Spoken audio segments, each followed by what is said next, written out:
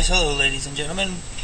Today we are going to do a problem that is like problem 4 on week 1, day 1 of your FSA review packet. Okay, the problem we're going to work on today, it says Jake's checking account balance was $355 and he wanted to withdraw $170 3 times, and what is his current balance?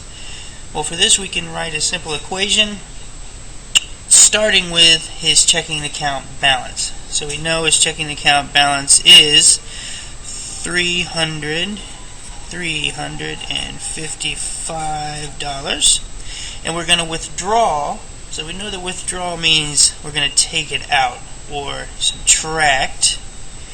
And we wanted to subtract $170, so $170, but we want to do that 3 times. So what we can do here is put the 170 in parentheses next to the 3 in parentheses, meaning we're going to multiply that. That will be 170 3 times. And that's going to equal, we're just going to use a variable x for that because we don't know. Anytime we have a question in math, we usually use a variable to represent an unknown. So let's figure out what Jake has in his checking account. Okay, now that we have our equation set up, we have Jake's starting balance at $355, subtracting or withdrawing $170 3 times. Now we can use our order of operations, and we know that multiplication is going to come first, so we can take this 170 and multiply it by 3, and when we do that we will get 510. Okay, everything else needs to come down that we haven't used yet. We haven't used our subtraction operation, and we have not used our $355, and that's still going to equal what we don't know yet. Okay, and just taking a look at this, I know I have 355, and I'm going to subtract 510.